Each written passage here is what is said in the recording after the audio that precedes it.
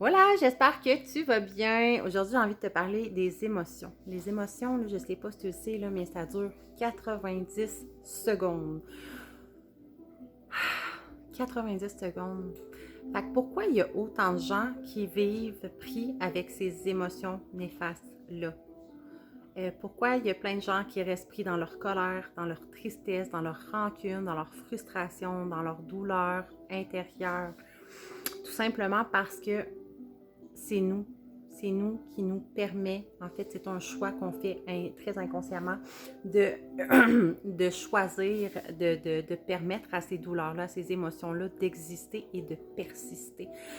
Pourquoi c'est important d'aller travailler sur soi et d'être conscient de ça, qu'une émotion ne dure que 80 secondes? Ben, c'est parce que justement, c'est correct de vivre des émotions. Je ne vais jamais dire de fuir tes émotions, même si je l'ai déjà dit par le passé, puis j'ai souvent adopté un mindset dans mon cheminement, mon début de développement personnel, que je disais, ah là, j'ai des émotions négatives, il faut à tout prix que je les chasse, il faut à tout prix que je change mon mindset, il faut à tout prix que je sois dans le positif, positif, positif. Mais je n'ai plus la même croyance aujourd'hui et vraiment, si tu as des émotions, si tu as de la tristesse, de la colère, de la douleur, peu importe ce que tu as à vivre, vis-le, c'est correct, c'est normal, puis tu peux le vivre plus que 90 secondes. Mais si ça dure plus d'une journée, 2 jours, une semaine, 6 mois, 1 an, 10 ans, là, c'est pas normal. Parce que tu as fait le choix inconsciemment de rester dans cette douleur-là, dans ces émotions-là et de les entretenir, de les nourrir. Alors, en sachant ça maintenant, demande-toi quelle émotion tu ressens, premièrement. Quelles sont les émotions quand tu vis des émotions? Est-ce que j'ai de la tristesse en ce moment? Est-ce que je suis fâchée? Est-ce que je suis dans la rancune? Est-ce que je suis dans la frustration, dans la jalousie, dans peu importe ce que tu vis? Et de te demander, est-ce que j'ai réellement envie d'entretenir cette émotion-là? Ou j'ai envie de vivre autre chose, de vivre complètement l'inverse, au lieu d'être dans la jalousie, la polarité, d'aller vivre justement, d'être dans la confiance, arrêter d'être dans l'envie des autres, dans la jalousie en fait. Ou si je suis dans la colère, est-ce que j'ai plutôt envie d'être dans la paix, dans la sérénité? Si je suis frustrée, j'ai plutôt envie d'être dans le plaisir, dans la joie, dans le bonheur et d'aller transformer tes émotions à partir du moment où en fait, le but, c'est vraiment d'en être consciente, première des choses, de prendre conscience de ce qui se passe en toi, de prendre conscience de tes émotions. Et par la suite, d'aller te demander, aussitôt qu'une émotion surgit, de lui permettre d'exister. Tu sais, c'est correct. Tu sais, si tu as de la peine, tu as le droit de pleurer, c'est correct. D'arrêter de fuir tes émotions, plutôt parce que si tu les fuis, tu vas juste les tasser dans un petit coin. Tu vas les empiler, là, un peu comme une pile de linge sale. Tu empiles tes émotions comme une vieille pile de chaussettes sales.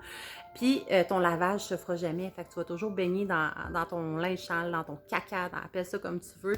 Et tu vas te baigner dedans continuellement. Fait que c'est ça qui fait qu'on rumine, on entretient ces émotions négatives-là. Fait qu'il faut que tu ailles faire le ménage et le lavage une fois de temps en temps, puis que tu ailles plonger dans la face dans ton caca, dans ton tas de marde, et que tu te demandes, OK, bon, là, j'ai vécu telle ou telle émotion, fine, je me suis permis de les vivre. OK, j'en avais besoin, mais maintenant, ça me convient plus. J'ai plus envie de vivre ça. J'ai plus envie de me sentir comme ça.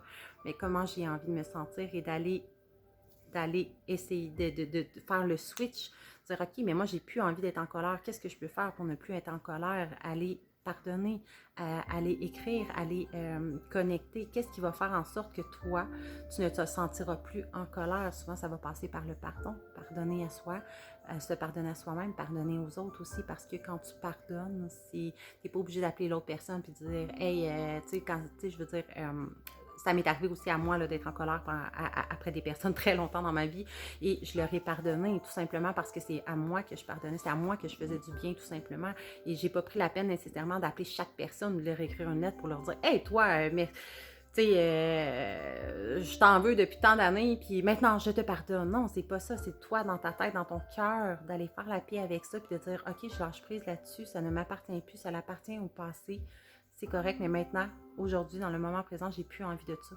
Parce que ça ne me nourrit pas positivement, ça ne m'aide pas à grandir, à cheminer et à évoluer. Ça fait juste me tuer à petit feu de l'intérieur. Donc, en pardonnant, même si l'autre personne ne le sait pas, ben c'est à toi que tu vas faire un cadeau, c'est à toi que tu vas faire une fleur, puis c'est toi que tu vas libérer de cette colère-là, de cette douleur-là intérieure.